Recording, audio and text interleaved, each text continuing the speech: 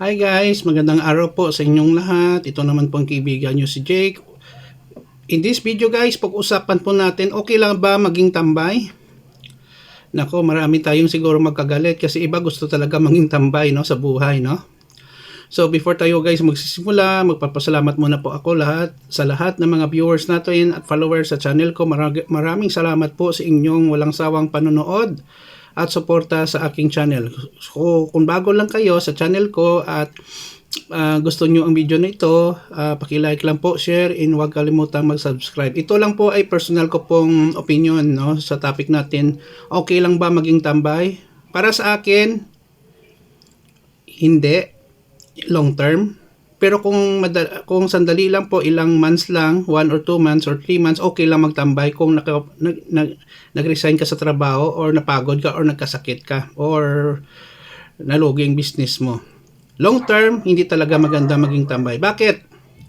Ang pagiging tambay ay nagpapakita rin sa isang tao na yan na tao ay tamad. Walang plano sa future sa buhay.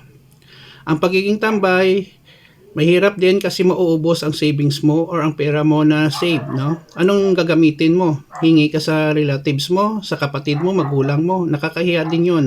Okay lang yun for a short period of time, 1 or 2 months or 3 months. Pero kung years ka ng tambay, nako, sakit ka sa ulo ng pamilya mo.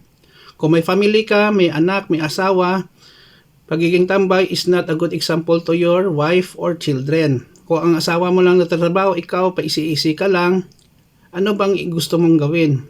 How do you contribute to your family? How you can give a good role model to your children kung ikaw mismo ay hindi magandang halimbawa sa kanila kasi tambay ka. Masama pa, karamihan ng mga tambay ay may mga vices or mga bisyo. Sigarilyo, drugs, pag-inom, babae or lalaki, or games, or pagsusugal. Nako, instead nakasave sila, lumaki pa ang gastos ng family nila kasi may mga bisyo sila. So, kung magkasakit, another problem pa rin ng family kasi pa-hospital mo yon, padala mo yon sa hospital para pagamutin. Pag galing-galing, balik naman sa dating gawi, yosi, inom, drugs, okay, it becomes a cycle. Ikalawa, kung hindi naman sila makasurvive, kung hindi sila makasurvive sa sakit, mapatay sila dyan, no? Hindi umuutang, or kung mamatay sila sa bisyo, problema na naman kasi ang family naman magpapalibing, saan na sila ilibing? Mahal ngayon magpalibing, no? Hundreds of thousands of pesos. Kabaong pa, lugar.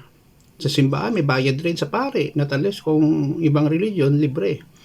So, pagiging tambay, kung nagkasakit ka, yes, pwede yun. Pagaling ka muna.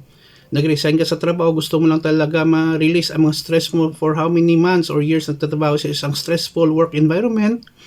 Okay lang yun for several weeks or months, no? Huwag mo nang pahabaan kasi mauubos din ang pera na na-save mo or separation pay. At saka kung tambay ka, wala kang ginagawa, maraming pumapasok na hindi maganda sa isipan ng tao. May kasabihan nga guys, an idle mind is a temptation for evil. Totoo naman yun kasi ang mind natin, kung wala tayong ginagawa or hindi tayo busy, may mga negative na pumapasok talaga. That's normal to everybody, including myself. Okay? So, yun lang po guys ang masasabi ko, no? Ang pagtambay, depende yun sa tagal, no? Kung short term, okay lang, makapag-relax ka. But long term, no good. Okay? Kasi mahirapan ka rin maghanap ng trabaho or mag-start all over again kahit negosyo. Maraming salamat. Thank you sa inyong panonood at suporta sa channel ko. Kung like nyo ang video na ito, paki-like lang po, share, and huwag kalimutang mag-subscribe sa channel ko. Mahal ko po kayo. Ingat tayo palagi and then pray a lot, no? So, bye-bye guys.